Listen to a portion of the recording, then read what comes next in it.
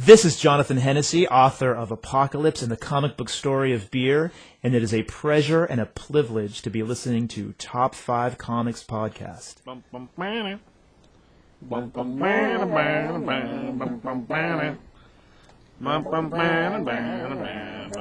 to Top 5 Comics Podcast. People talk about comics, pop culture, and events. With us today, we have one of those guys in the shower peeking through the hole in Porky's, Josh. I work for Revenge of the Nerds, actually. They had all the cameras and all that stuff set up. Joining him in the hollow dark, staring through the hole, we have Tyler. I'm a creeper. I'm not going to say much. And we have the guy who made the hole and told the other two about the hole, CBS. Hi. Welcome to the show, guys. I know I'm not as good as the announcer guy. Normally I have an announcer guy. It's weird that this is my third one, and I feel like the seasoned veteran now. And well, it's like because Tyler's brand new. I know he's brand new, so I'm not the rookie anymore. I feel kind of good about it. I don't know how that makes you feel, Tyler. I'm the rookie. It's okay. There's actually a comic called The Rookie too. I'm also gonna get up and leave in the middle of this, so you're welcome. That's a bonus, I guess. I think so, yeah. Oh man, hard on yourself for no reason, buddy. All right, well, like I said a minute ago, welcome to Top 5 Comics Podcast. Today we're going to be doing episode number 109. Dang, that's like kind of big. That's a lot of episodes. Big numbers. It is a lot of episodes. That's true. That is true. Would you say this is season 6?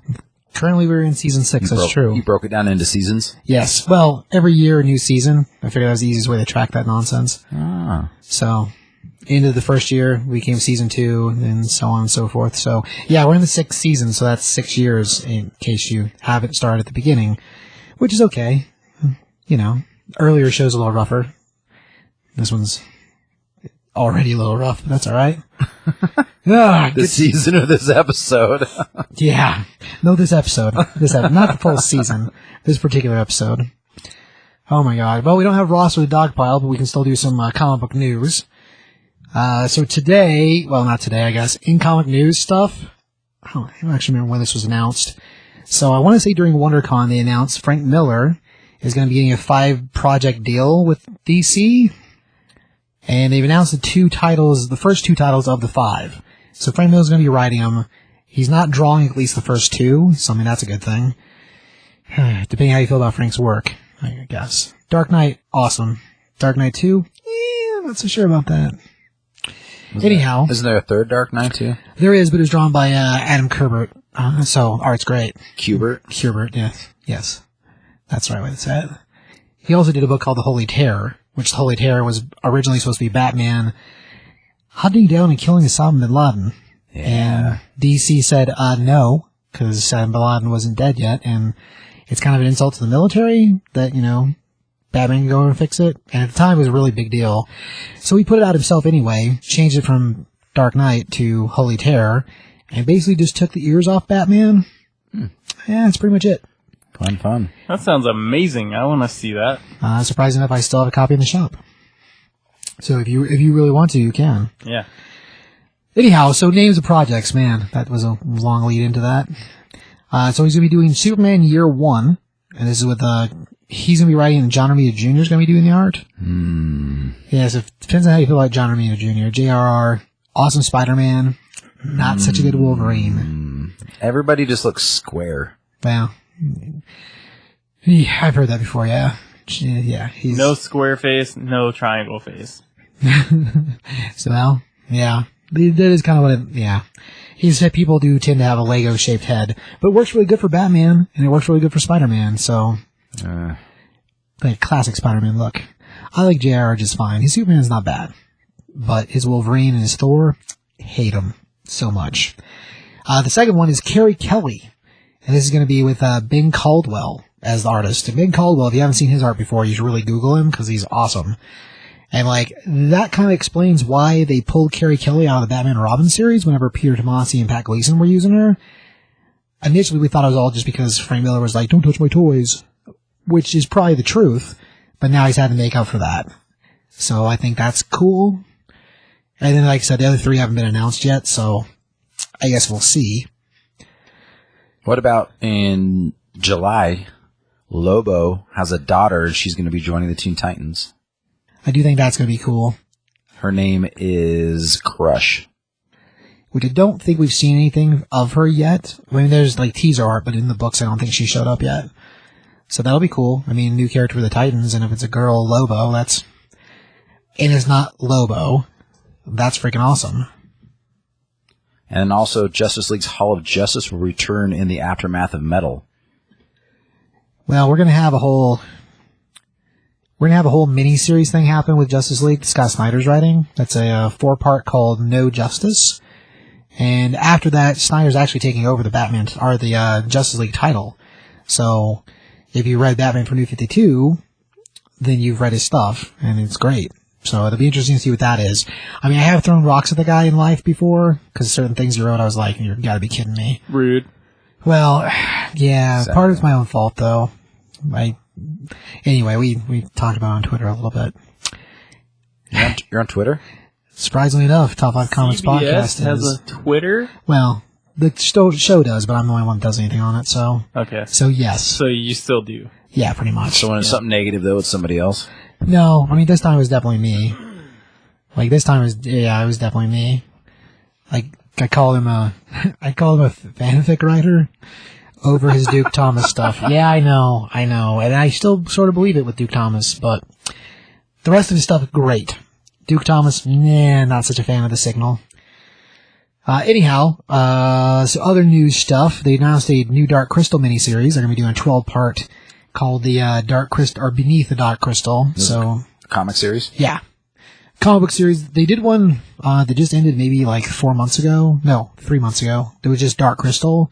So this is going to follow that delivery-wise, but story-wise, I'm not sure if it takes place before or after. Like, I don't know if it's a continuation or not. The write-ups, I think, said that, but I don't remember. But cool, because it's Dark Crystal, so shenanigans and stuff. That is exciting. Heck yeah. They need to do have they done a Labyrinth sequel in the comics? They actually have a current Labyrinth series running right now, but Labyrinth is taking place prior to the movie. So this is before the Jennifer Connelly stuff. Before David Bowie. No, he's still David Bowie. Still David Bowie? Oh yeah. Same dude, just younger. Nice. Earlier in the hierarchy of things for the Labyrinth. Issue 1 of that one came out. I want to say I think it's a 6-part, I think. Anyway, but yeah, the first issue of that came out, so if you're into the Labyrinth, go to your stores and find it. What about that Street Fighter TV series that's coming out? I think that's interesting. I don't know enough about it to know if it matters or not. I mean, Street Fighter, well, I love it, and I know Rob loves it, and a bunch of other guys in the store. I think it's awesome. A TV series for it? I mean, I don't know. I mean, they tried it with Mortal Kombat, and that turned into a web show, so I watched very little of it. I don't know. thought that show was cool. Personally, the Mortal Kombat, I was into it. I have not seen it, so... It's great. It's all on YouTube. It's amazing. Wasn't it called like Mortal Kombat Legacy or something like that? Yeah, that sounds Or right. Legend, yeah. maybe? Legacy. Christopher no, I Lambert think it's rated Legacy. I don't... No. he's not in it at all. No, well, I'm not into it then. No, Yeah. it's good. For something that they just made and it's on YouTube, it's pretty amazing. Maybe part of that whole YouTube Red. It was before that, though. It was like way 2-3 years Maybe ago. we'll be able to something. continue that, though. Well, they already wrapped that whole thing up, so I find it unlikely they go back to it, but maybe. I guess if Street Fighter does well, I guess we could see a company that has actual money to throw at it. Yeah. Because, like, the few clips I saw didn't look bad, considering it was being done by people on YouTube. It was kind of like the whole Power Rangers thing, like that short film that, whatever that guy's name was the that made trailer that with Vanderbeek on in YouTube it? was amazing. And then Yeah. the movie was like, okay, but the YouTube thing was way better. Way cooler, yeah. Had Katie Sackhoff in it. It was awesome. Yeah. There's they also made an announcement, TV stuff. The Astro City, I guess, is in development to be a TV show. Oh, that'll be cool. So, It could be cool. yeah, I don't know enough about Astro City. It wasn't ever a book I read. Like, I'm aware of it being a thing. It's just like a City of Heroes, kind of like... They made a video game about that too, though, but it wasn't the same thing. Called City of Heroes. Oh, crazy. Yeah, you built your own character, flew around, did stuff. I was like the Samaritan. He was cool. And He's like I think he was the Batman version. Gotcha. Yeah, I don't, like I said, I never really read Astro City, so I don't really have a whole lot of, I mean, I saw a lot, the covers were always amazing. I mean, they're always like painted really awesome covers. Oh, it was Alex Ross who always did the covers, I think. Yeah, that's cool. It's still going. It's a series, surprisingly, but I don't, yeah, like I said, I never really read it, so there's a hole in my knowledge of comic book stuff. Astro City, and I got nothing. Although there was a cover that had a corgi, like in a Superman costume, kind of, but it was green colored. I thought that was awesome because it was a corgi dog, and they just look so fun. It blew my mind the other day when I asked you about the Savage Dragon series, and you like didn't really know a lot. Like it was, just, like, that's one of your holes. And then you're like, well, I know Savage Dragon's still going, and I know that it's one of the only progressive timeline stories. Because like right now, the main character isn't even Dragon anymore; it's his son. So like one of the very few books that moves in time with the characters, and that's like one of the only ones that does. Because everything else, the characters stay the same age for the most part. I mean, yeah, we grew up Dick Grayson up. Eventually, we grew up Tim. No, I guess we grew up Tim, then we reverted him again. So, like, Jason grew up to Red Hood, is what I'm talking about there. Well, he died. Well, yeah, and then came back from the dead. So, actually, his return is pretty good, the actual canon one. Anyway, enough about dead Robins. Right. So they're going to be doing during the Harley Quinn series. We're going to get a old lady Harley started stories in issue number 42, and like the first cover looks very Mad Max Fury Road style, like she's tied to the front of a car. Even it's what that's going to be though. I think it's playing off the Old Man Logan, Old Man Hawkeye thing. So I guess we'll see what that is. I don't know. Could be cool. It's going to have Frank Terry and Marcette working on it. So Marcette's an awesome artist. Frank Terry, I don't know the name really. I'm sure I've read stuff, but don't know the name. Anyway, there's been talk about a Moon Knight show. Steve DeKirk, or DeKnight. And it'd be a Netflix series like Daredevil. We don't know that yet. Like we know that. So Steve DeKnight was the showrunner on Daredevil season 1, and then from there he directed some movie, but I don't remember what it was. So he's talked about interest in doing it, but the last time we heard anything about Netflix shows is that we weren't going to get any new superhero characters in the Netflix universe. Like the ones that are there would stay until whatever. But with Disney making its own, or not Disney, with Marvel making its own streaming service, we don't expect to see anybody new show up in the Disney Marvel world as a main series character. So I don't know, maybe. It's cool. I mean, he's connected to that world. Steve is. Moon Knight would fit in that world, so I don't know. I think it'd be awesome if it happened. I was like Moon Knight. Heck yeah. I think that'd be great. I think it'd be better to have 12 episodes, 12 hours to explain how Moon Knight's crazy than a 2-hour movie. All right. Because he's not like the most interesting character. I mean, he's like Marvel's Batman, but he's super crazy. He's crazy different. I mean, multiple personality crazy. He's all possessed by like an Egyptian god and stuff. If that's true. Because he might just be crazy. Anyway, I think that stuff's really cool. I'm sure there's more news from this week, but that's pretty much all I got. There's another show thing you were telling me about earlier, Tyler. What was that? Oh, Lost in Space. That looks really cool. Heck yeah. I was a big fan of that when I was a kid. Watching the old school one from the 60s, I want to say. Somewhere in there, yeah. I couldn't tell you what year it came out. Pretty old, but... Wasn't there a movie with Joey from amazing. Friends in it? There was. Yeah, that was like 98, maybe. I didn't hate that movie, weirdly. Yeah, that was okay, but the show... The show had different for the tone 60s, to it. Yeah. way ahead of its time. So, and it's a Netflix thing. They've been doing pretty good lately. I don't know. It looks solid. Did you watch that Altered Carbon show? No, I know what it is, but I haven't watched it. Yeah, it was really good too. Like there's another Netflix one, so I don't know. They've been hitting it out of the park, I think, over there at Netflix with most of the stuff they've been doing. Well, then everybody has to catch up because that Cobra Kai thing, I think, is going to be awesome. Over on no YouTube doubt about that. Like that thing should be freaking great. Which we've talked about that on the show before too, but I think that'll be awesome. Anyway, I should have probably told you guys what books we're doing because I didn't do that before news, and usually we do. Failing. That's what you get for like having to fill in dudes. Like, well, it's not so much that. I don't want to like shamelessly promote anything, but I'll show you shameless. My podcast, Sherry, was broken with Top 5 Comics podcast number 106. Yeah, I think so. And like then I did the Black Panther special with CBS as well. But since then, CBS, myself, and Tyler all are over on a new podcast that's a little bit more adult themed. So like if you have kids listen to you, don't let them listen to that one because we get a little bit vulgar and on certain parts. Like it's not horrible, but I don't want to be like, oh, you let my kid hear this bad word. But it's called the Never Been Done podcast, so we're over there. So if you want to check us out, and we go in a little bit more in depth on that Cobra Kai stuff. So we talked about it a little more, but that's been something I've been talking about for like better part of 2 years. Because it needs to be talked about everywhere because it's going to be so fun. Freaking awesome! Like the trailer for it's great, super amazing. Danny LaRusso is the jerk. I'm so into it. And Johnny's gonna win. I really hope that like Mr. Miyagi shows up as like a Force ghost. Oh my god. Is that guy still alive? No, he passed away like okay, I was gonna 4 say, years ago. like, yeah, he's gotta be. But just as a Force ghost, just now. like Absolutely not. That's ridiculous. come on, man. I love Mr. Miyagi. Pat Morita's amazing. Rest in peace, sir. What about Hillary Swank? Is like what if she just shows up? You know what? randomly? That'd be weird. The next Karate Kid or whatever. Special episode with Hilary Swank and Jaden Smith. Two of them team up. Yeah, both of them. Yeah. What about I like it. What about Jackie Chan? He's the Well, Force ghost. You know, if they're going to cameo Jaden, then they might as well put Jackie in there too, and then we can just call it trash. No, it's the other way around. If they're gonna put Jackie, they might as well put Jaden too. Yes, that's Jackie true. Chan's way better. Yeah, that's very true. As much as I know Tyler loves that new Jaden Smith like rap album that came out. Which is amazing. Really? Really, like It's really good. It really is. All right. But yeah, him as an actor, maybe not so much. Right. All right. Well, let's go over books we're going to do, because I should have done that sooner, like I said a minute ago.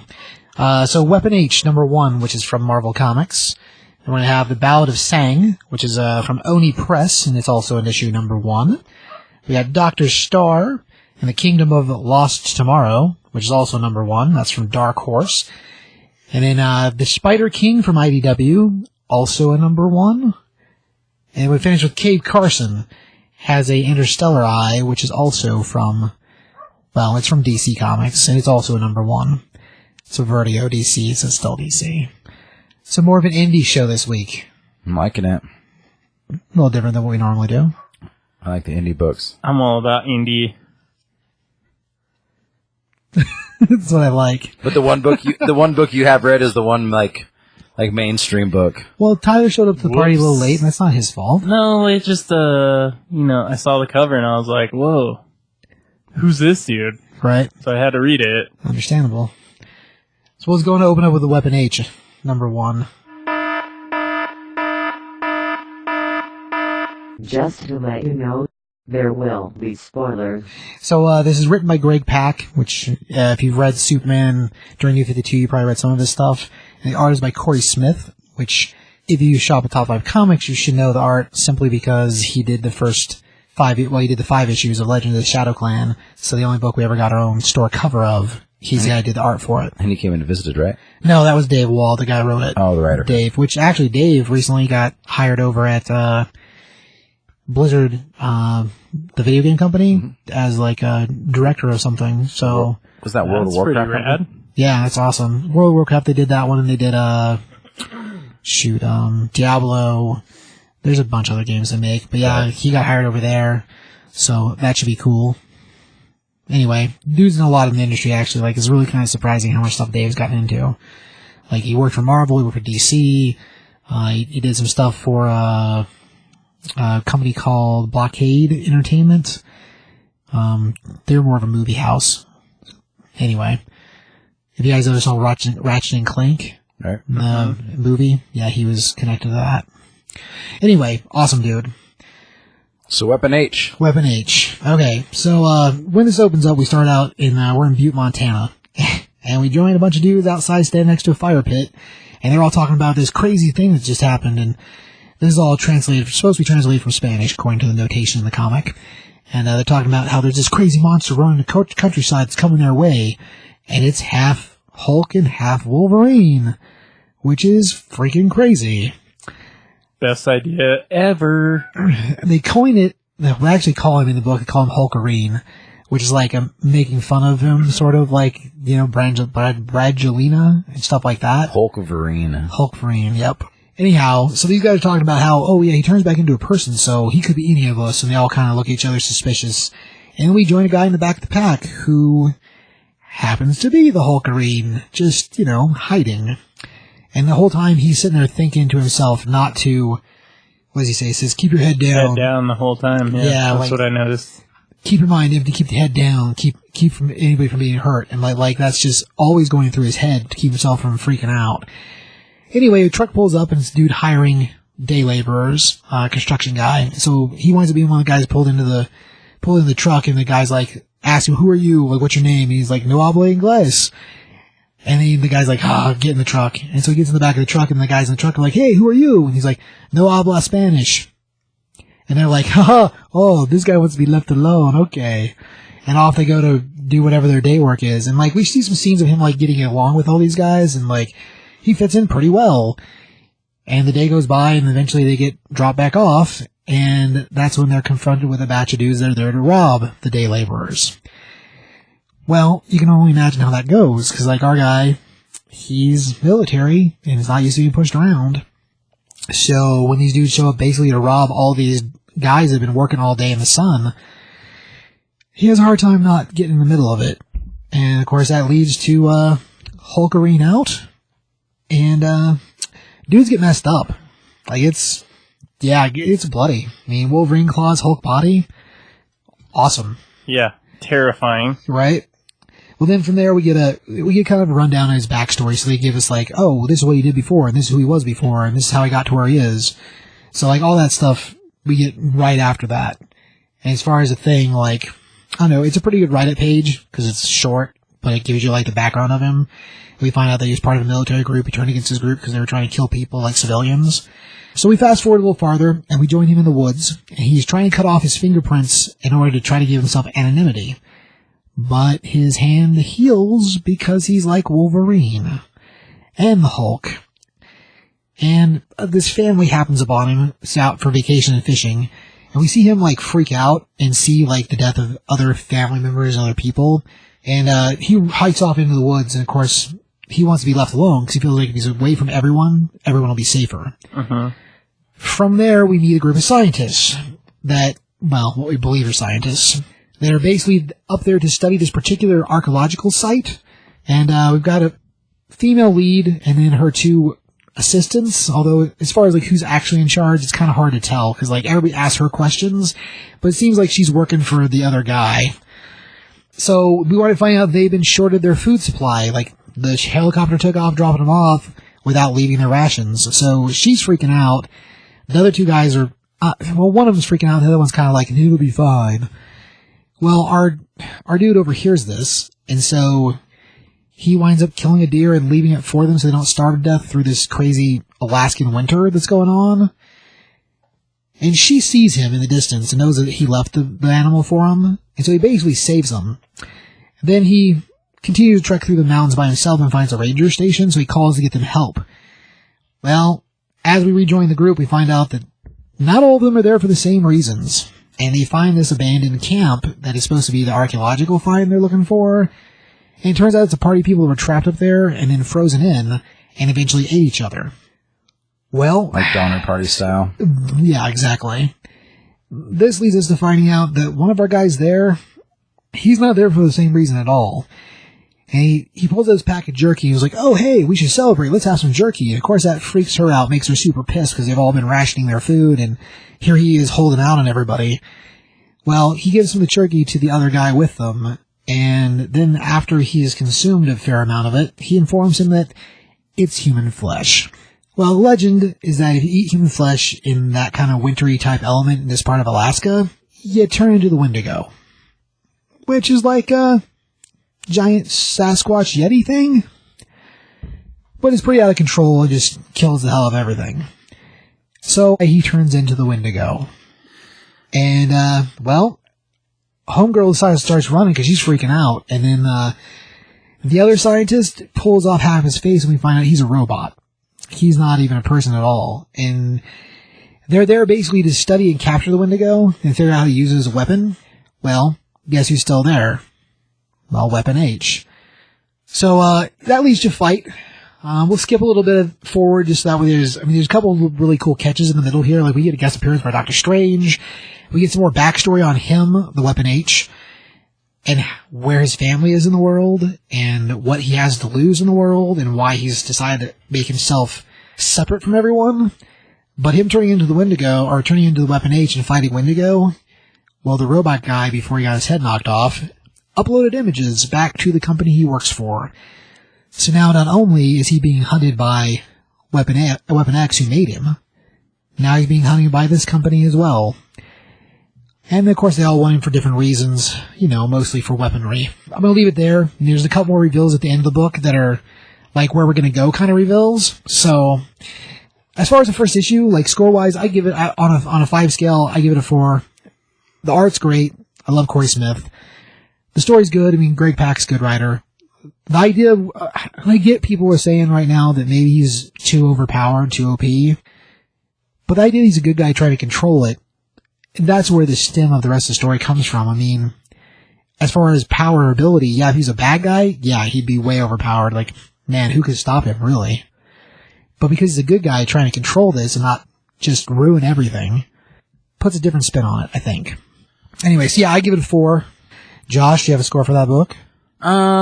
I give it a 4 to 5 as well. I was, like, my thing with it is, like, I thought the art actually changed periodically in it. Like, it seemed like some part of it was the one artist, part of it was a different artist, because it gets real weird in certain parts. Like they switch artists halfway through, so, and then they ended on a different artist. Like, I feel like it was, like, in 3 parts. So that's what I might be wrong. It was weird to me because it seems so drastically different. The idea of that character is really fascinating, especially because they're doing, like, all this, him in the wilderness, him trying to be on his own, like, the Wendigo, all that kind of stuff. That's Wolverine and Hulk stuff both, and so that's kind of cool that they're bringing that into it. Putting it into the regular Marvel universe is, like, gonna be weird because, like, Hulk himself, the whole, like, Wolverine is so powerful on his own, and then Hulk is so powerful on his own, and putting that character together into another character, like, he has an adamantium skull or skeleton, like, in that one point, one character, like, one of the people who are trying to shake him down, like, shoots him in the head, and, like, it makes the noise, like, they draw the noise of padang or whatever. Like, the ball bounces off. Like, it bounces because he's got an adamantium skeleton, like, and, like, if he's gonna fight a massive, crazy, like, powerful person like the Hulk, let's put him against the Hulk. Well, the Hulk doesn't have an adamantium skeleton. The Hulk doesn't have Wolverine claws. And one of the biggest arguments over the years is, like, can adamantium pierce the Hulk's skin? Well, it could technically if Wolverine is physically strong enough to push through it. Well, he's cutting, but they've fought before, and he has cut the Hulk. Right, but now you have a Hulk strength powered person or character who, I mean, that's it. Like, that's done and over with. Like, plus he has a healing factor. Well, and if he was a force for evil, it was serving evil, then yes. But at this point, that's not what he is. Right. I mean, and it's just like on the DC side, Superman is technically so powerful that, like, he'd do, like, but since he's a good guy, he has to control it on a regular basis. But it's just, we'll see where it goes. It could be a really interesting. I enjoyed it. Like, it's a good book. Like, he's a new character. He's a new person. Like, we'll see where it goes. Like, it could be really fun. Sure. Well, as far as the art, like, yeah, the backup pieces, like the flashes where like the cameo for Strange, a couple of backup pieces which jumps around for the story just like a movie would. A couple of those pieces are done by other artists. So yeah, there's different artists on the pages with, like, the wife that was on the main story. So there is 2 artists. The primary artist is Corey Smith. The B story is done by a different artist. So it does shift a little bit. Tyler, do you have a score for that book? I'm going to go 4 out of 5 also. But I thought that was pretty cool. That's a good idea. That could be one hell of a movie years and years down the road. If they really, develop that character. Well, depending how deep they decide to go with him. I mean, as far as appearances, his first appearance was back in the Totally Awesome Hulk number 22, which is not that long ago, but he's not really that old a character. So as far as pieces, this is like the most actual story I think we've gotten for him, really. So as far as a thing, I mean, yeah, fast forward 10 years from now, if he's like the hottest thing in the world, eventually a movie would be freaking awesome. I mean, him versus Hulk pool is going to kind of be like the ultimate end game, I think. Hulk pool. That's a thing at one Yeah, point. no, there was a Deadpool Hulk for a little bit, but it's not still around. So, as far as the Hulk fighting him, he have to be set on the wrong path to do that. And being the way we see the guy's character, yeah, let's say you put his family in danger, which I'm sure will happen, and eventually leads to a fight. Is he really going to try to win the fight? I mean, to a certain point he would, but come on, if the dude's a good guy, so choice-wise, there'd have to be a huge skew for him to become the villain. Well, it's also like they're going to have to at one point they're just watering down the Hulk pool, like a separate thing, but like there's so many Hulks and there's so many things, there's so many this that like it takes away the strength of the Hulk when you have like 15 Hulks.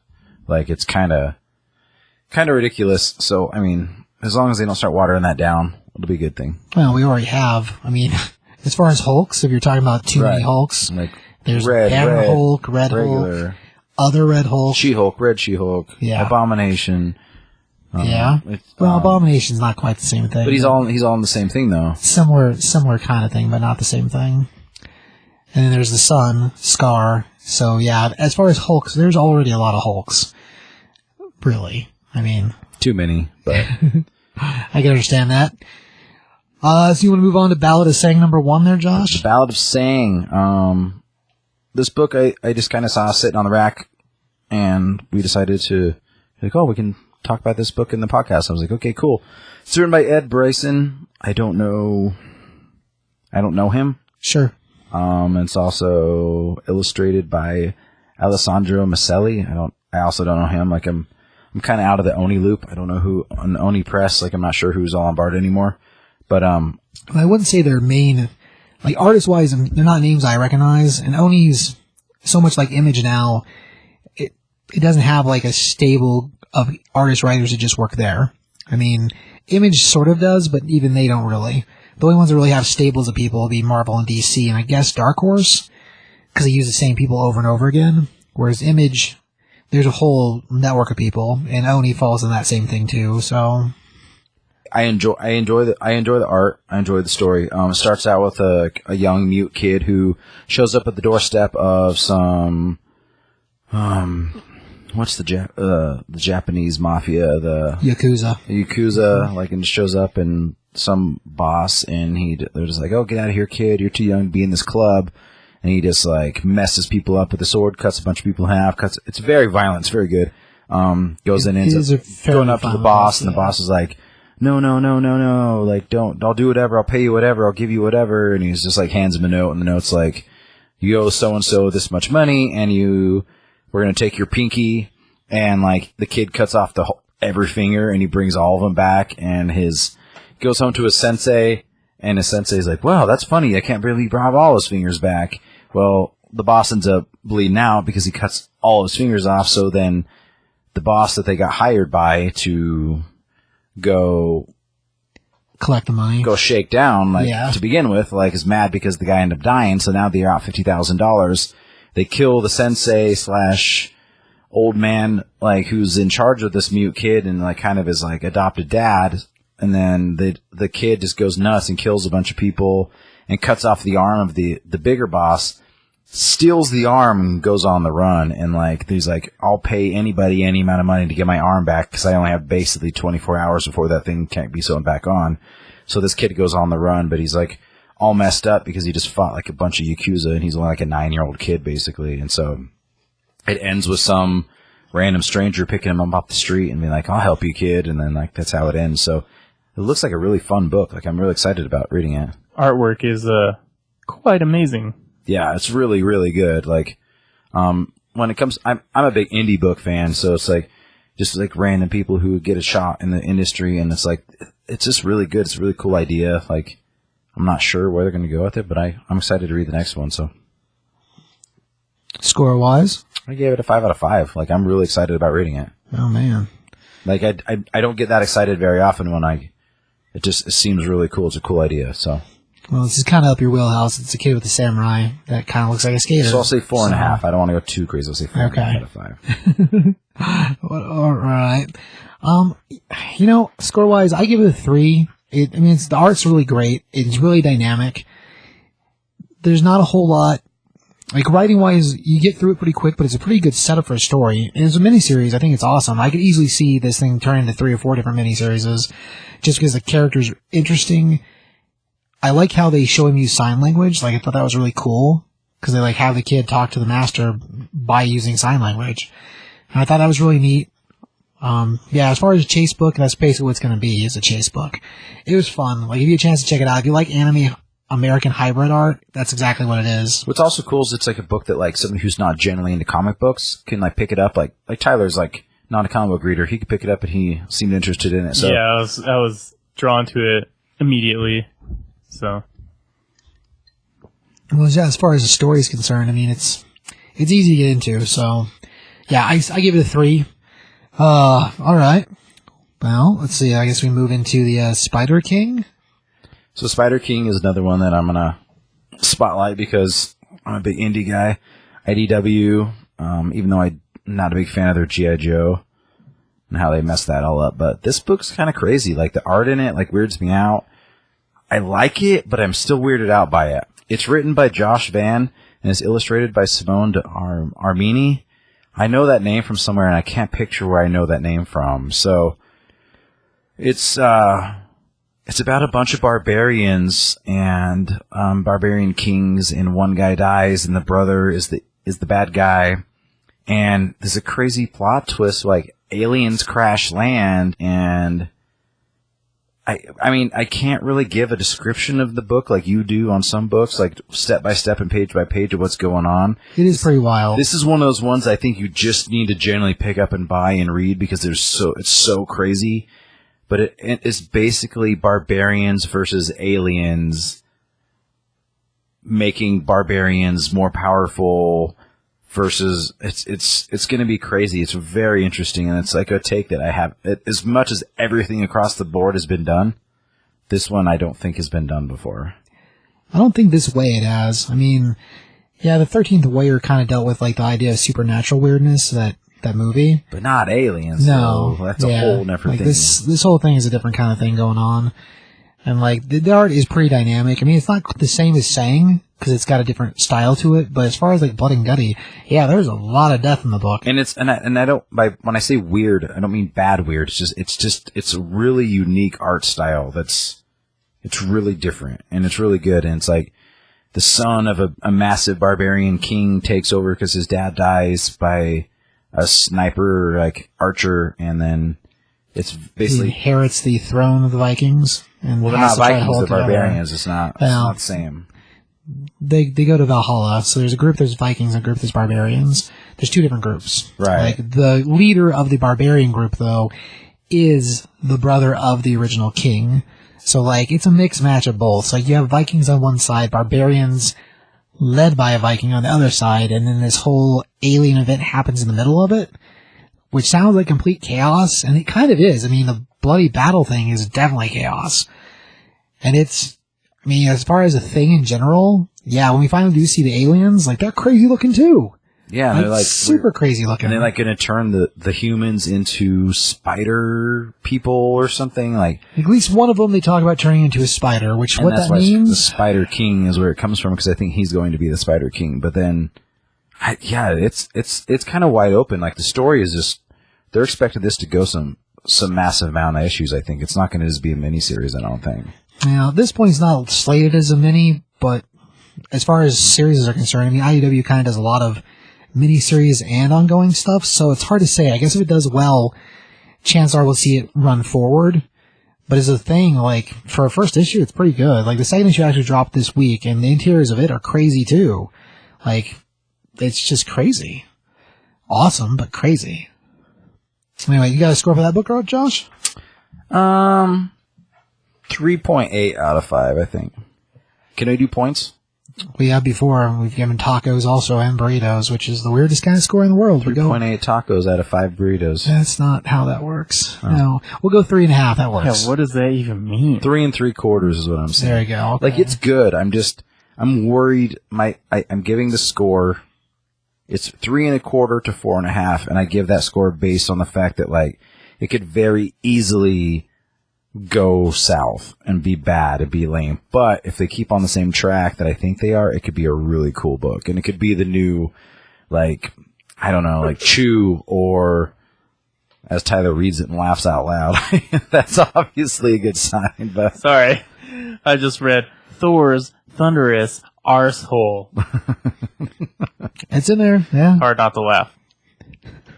But just from first glance at this, I kind of feel like if J.R.R. Tolkien was on massive amounts of acid, and also Quentin Tarantino. and maybe that too, like they were friends and they did a bunch of acid and wrote a movie or a story, this is kind of like what I get out of it. It is pretty Which chaotic. is that's a compliment, I would say. Well, score-wise, I follow you. I give it 3.5. Score-wise, the art's entertaining. It is a unique style, but it's entertaining and fun. Even though the book is, like, very kind of bloody, it's not, yeah, I don't know. Cause, like, the art's fun, but there's a whole lot of blood and guts to it. So, like, I'm not exactly sure what to think of that. I think it's kind of awesome, though. Like, I definitely dug it. And the covers are great, so... Yeah, I give it 3.5. And the whole aliens, like, once you see the aliens, they're crazy looking. It's awesome. Anyhow, but yeah, as far as like a story, I mean, it's going to be a story of betrayal and whatnot, but as far who the good guy even is, we don't really know that either. And looking at the preview for the next book, like, actually, at the back of this one, I think there's 2 separate ships, so there's 2 separate kinds of aliens. So, it's even more crazy. Right. So. Oh yeah, as far as like a setup thing is concerned, it's an interesting setup. And then the idea of Vikings and aliens in general is crazy. So, awesome. Yeah, I give it 3.5. I would say definitely check it out. If you like anything like old school that's not superhero, even the sci-fi idea, both those things apply to you. I mean, because you're dealing with...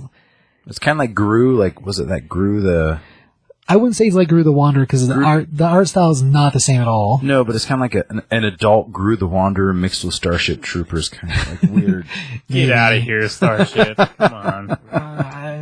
It is his favorite movie. It's not my favorite movie. It's just the greatest movie of all time. It's different. No, same thing. You put Michael Keaton in that thing, and then it's like game over. Ridiculous. Some of the artwork slightly reminds me of like, and I don't know why, but slightly reminds me of Wizard of Oz for some reason. I don't know. There's something there. Fanciful, maybe? I mean, I guess a couple of them do look like the Scarecrow, the way their outfits fit together. maybe it's just that, but because like they're pretty intriguing for sure. Well, rather than knights in armor for all of them, like half of them are wearing what look to be like sewed together rag. I can see that, I guess. Yeah. As far as tone, colors too, a little bit. Okay, well that's enough of the Spider King, I guess. Do you have the bell? You have to bail. So Tyler's going to punch out. Say bye, Tyler. Punching out. Bye. Love you guys. See you later, buddy. Thanks for sitting in, man. Hugs and kittens. Appreciate it. Okay, so now with Tyler gone, we can move on to something else. Like Dr. Star. Thank God. Just kidding. Wouldn't necessarily say that. He's doing fine. Just other things to take care of in life. So we'll move on to Dr. Star and the World of Lost Tomorrows. The Kingdom of Lost Tomorrows. Kingdom of Lost Tomorrows, yeah. Number 1, also Dark Horse Comics. It was surprisingly good. When I first saw the cover, I was like, but then I got into it, and before I even get into like artist and writer and all that stuff, just flipping through it, the art's really beautiful. It's it's awesome. Yeah. Really well done. It is written by Jeff Lemire, and it's drawn by Max Fiumara, and it's it's a really good book. It's really cool.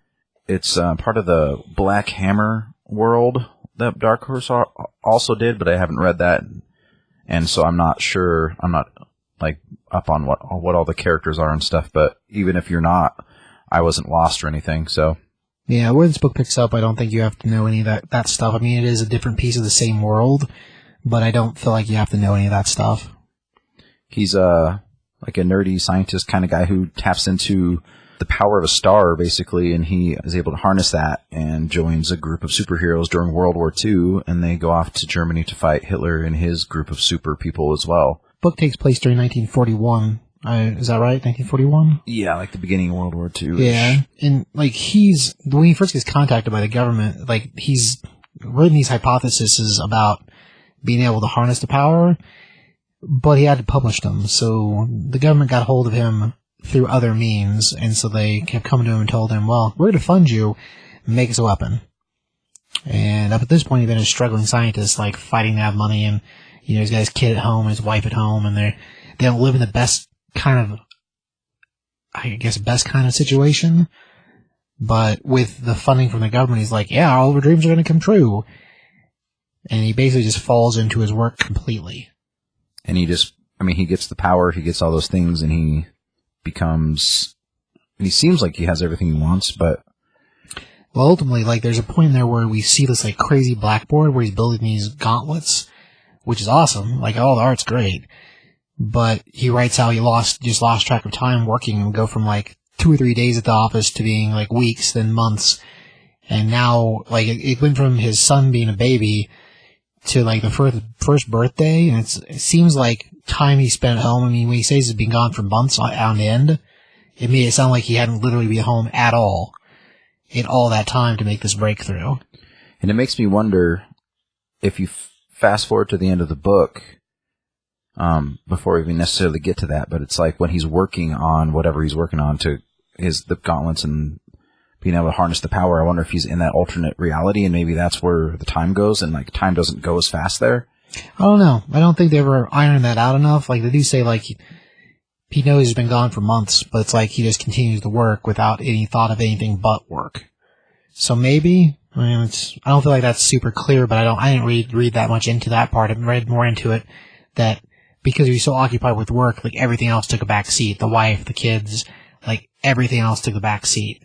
And by the end of it, like I was saying, his son, he walks into this hospital to go visit his son, and his son's in hospice in the cancer ward, and he has cancer, so you're not sure how old he is initially, but he's definitely an adult, and he's definitely, like, aged incredibly, so I'm not sure if he's really old, and what year it is, or anything like that, so that makes me wonder if, like, when he's working on all this stuff, when he's able to tap into that other reality, when he goes there, if time stops or something, that's what made me think that.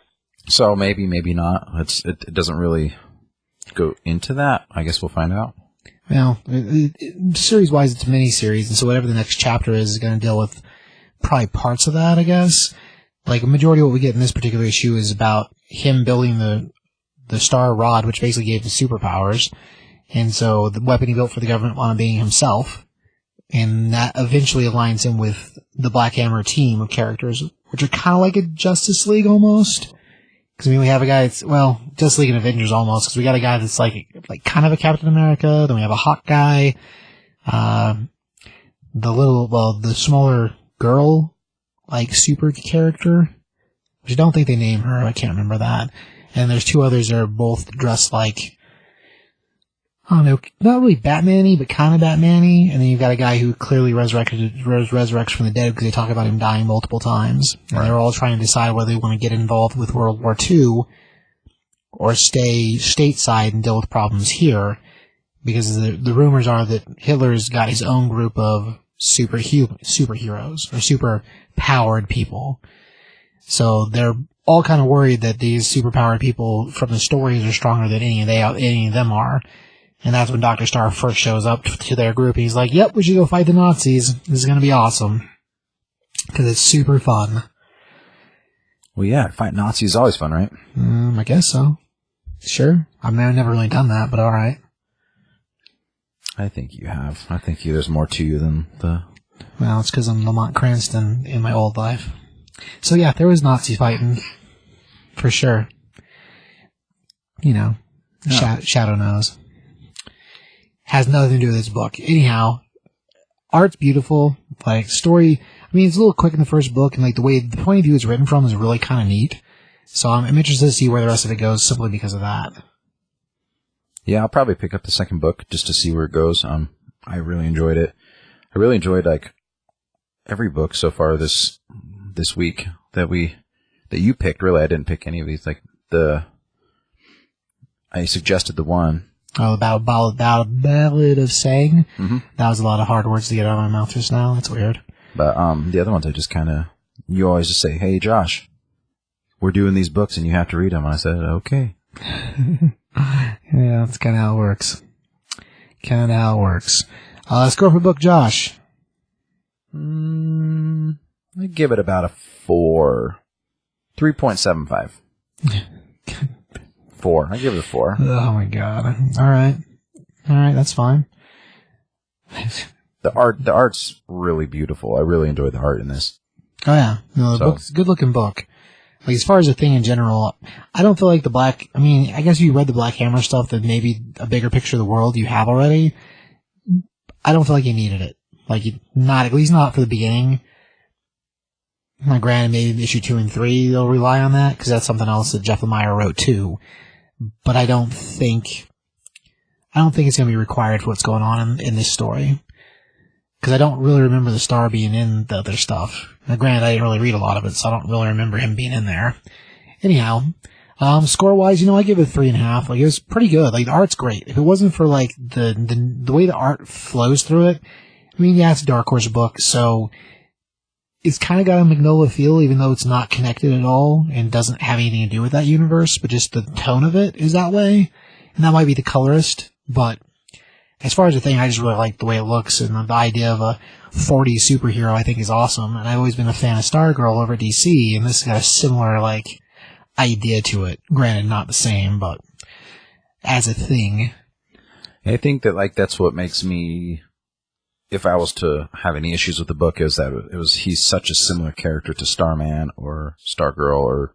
Yeah, same idea. Stargirl was a step down from Starman. He was just those characters, those powers, it just kind of seemed like a direct rip-off almost, but I mean... Well, I wouldn't say rip-off. Star Rod, I think, was kind of this... Well, he had the Scepter. The Scepter's the same idea.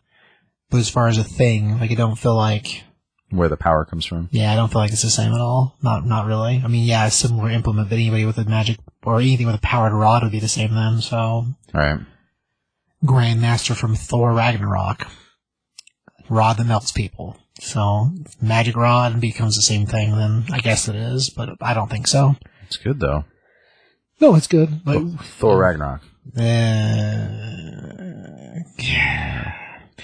It's a good movie, but it's not a Thor movie. If you're an Ultimate Thor, or just Chris Hemsworth in a movie, then sure. Because I'm sure he'd be an awesome dude to hang out with. Not Thor, but, whatever. You don't know who Thor is. You can't say that that's him or not. It's all a matter of how he talks, man. It's all a matter of how he talks. Anyhow, well, with all that nonsense out of the way, I guess, we'll move on to, Cave Carson has a Interstellar Eye, which is, this is issue 1 from Young Animal, the DC imprint. So this is our DC book for the week.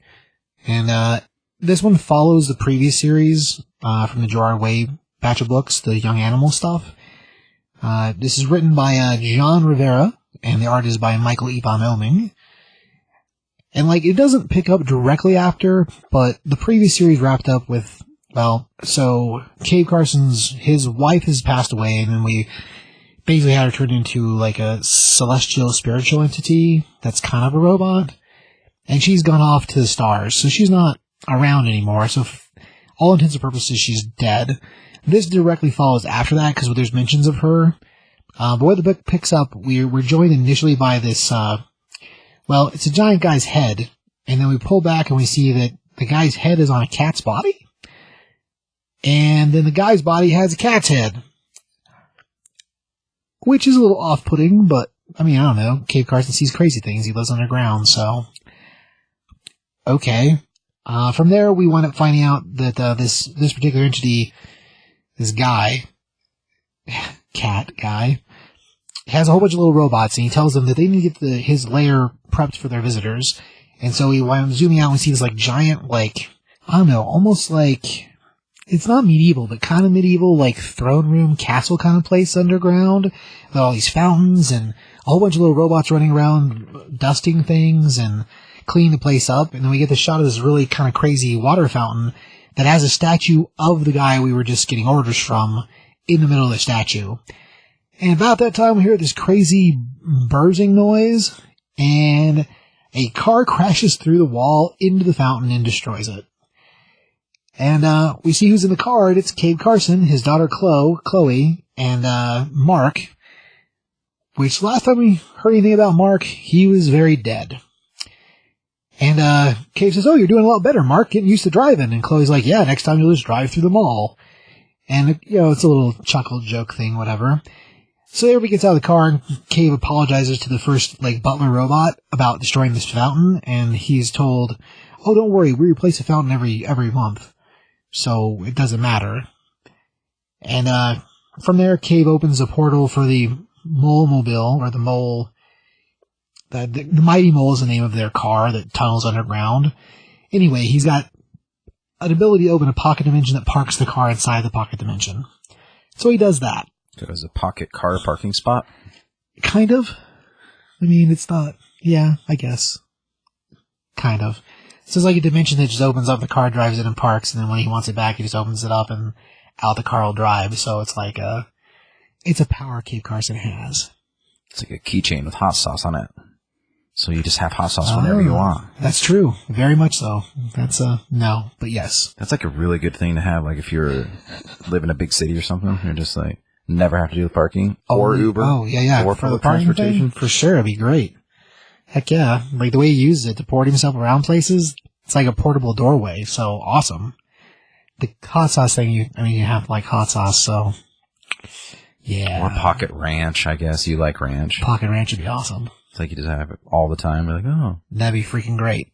I have this sandwich that I don't have it. Oh, wait a minute. I do have ranch on my keychain. Yeah, it would always be empty though. Which is the sad part. Anyhow. My laugh's all jacked up. I got the coughs. That's what happens.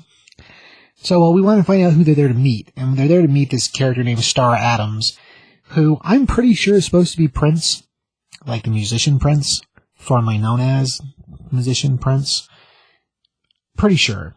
And, Chloe, his daughter, said, like, "I can't believe you named me after the dog, Dad." And he's like, No, the song's not about a dog. And she's like, "I swear it's about a dog."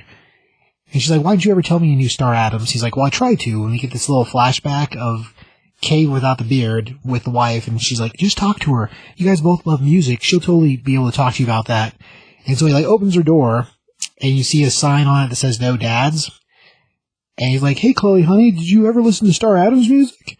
And you see her throw this, weird teddy bear thing at him and hisses at him like a vampire in the dark. "Stay out of my room, Dad!" All pissed off teenage girl style. And we cut back to the real world, and she's like, "Oh, yeah, well, there was a sign on the door," which is pretty funny. I mean, it explains, all of high school years for girls. Well, maybe not all of it. My impression of it? Sure. Anyway, so from there we meet Star Adams, and he is this giant dude draped in, weird silk glowing cloth, almost like Naked God style. And for us, we're like, "Oh, this is weird." And Cave walks in, he's like, "What the hell? What happened to you, man? What's going on? What's happening?" He's like, "Oh, hey, Cave, I've just been watching your podcast." So apparently Cave does a videocast or a podcast, which actually there's a backup story at the end of this book, which is part of Cave Carson's podcast, surprisingly enough. Anyway, so he explains to Cave that, things have been changing for him, and as a result, he's been expanding.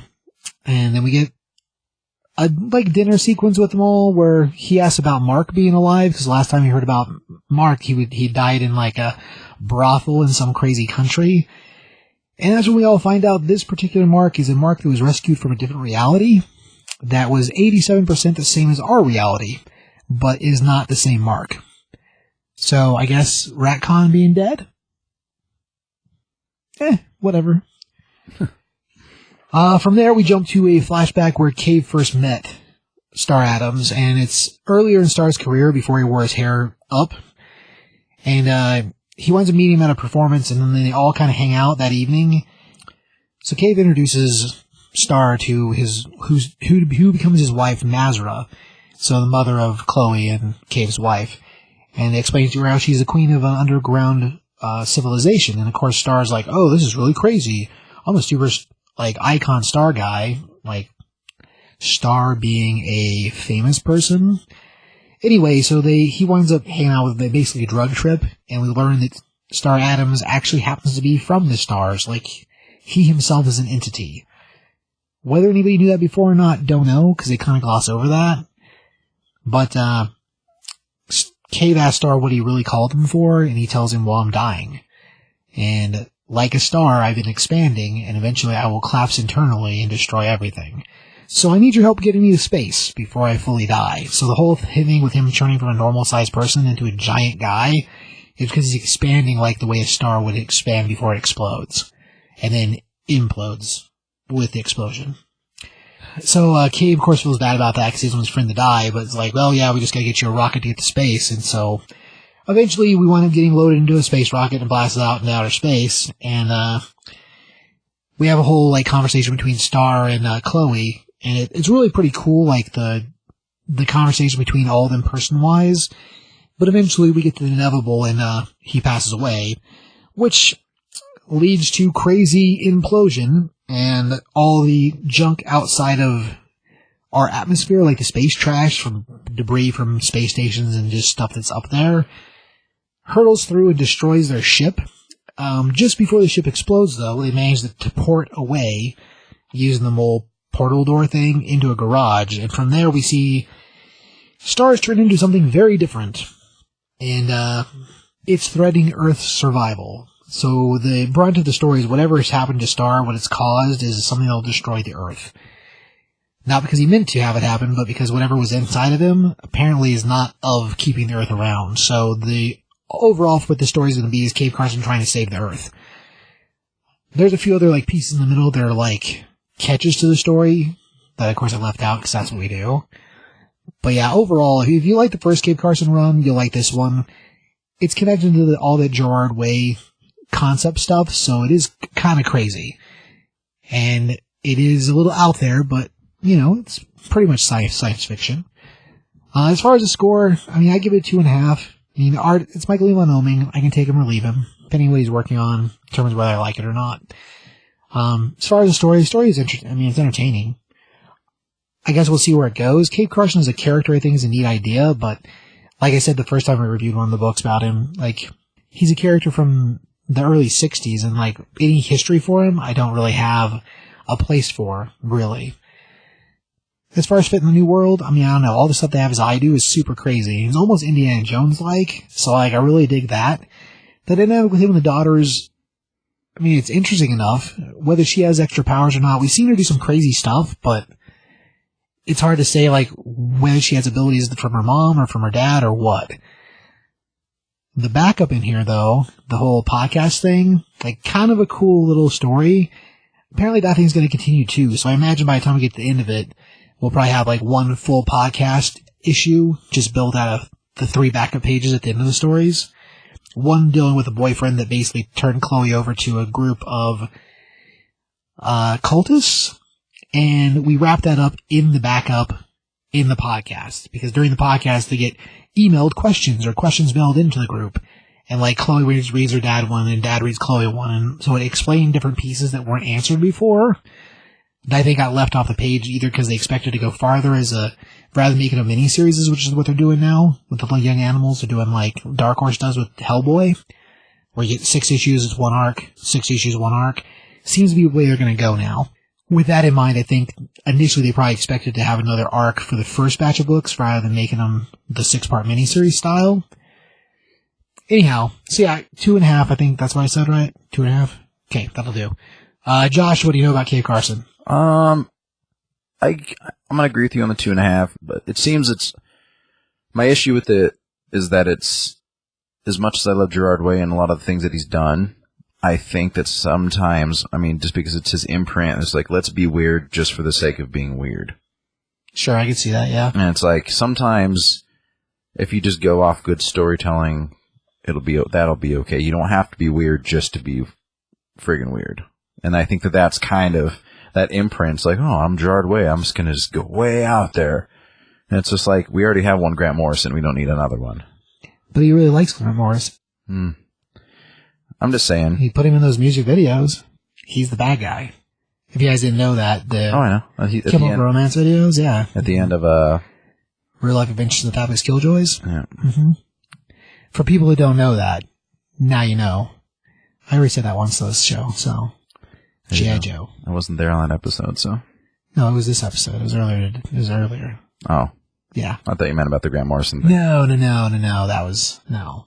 Don't always have the battle thing. Gosh, man. Yeah. Focus. Well, he is half the battle. G.I. Joe.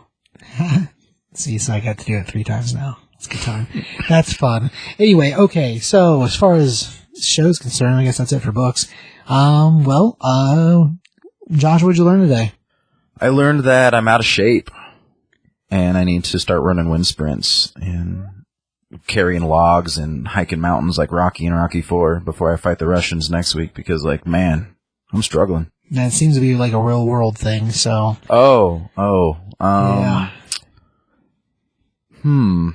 I learned that when given the opportunity, you'll pick actually good books that I enjoy to read and review. That's a real world thing, too.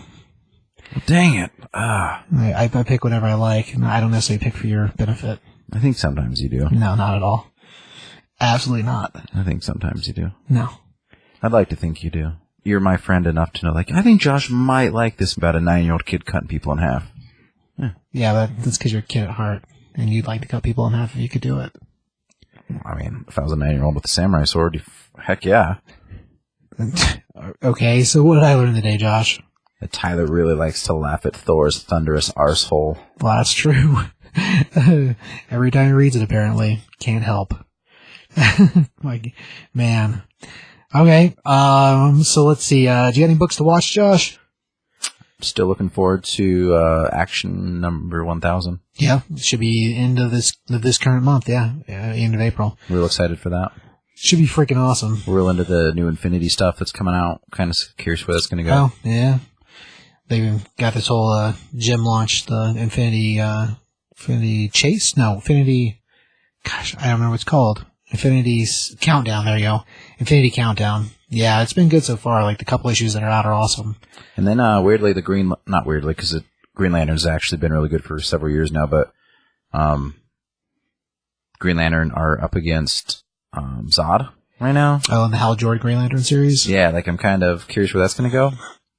So, that looks pretty good as well. Cool.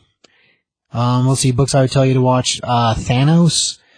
If you can get a hold of issue 13, like, it's jumping price-wise, because the whole, Intergalactic Ghost Rider, the Ghost Rider, what do they call him? I can't remember what they called him in the book. Anyway, issue 13 of Thanos is one to try to chase at this point. The series itself has been awesome, like the newest issue, which I think is issue 18, crazy stuff with the Surfer and Hulk and 2 Thanoses, and it's just freaking crazy.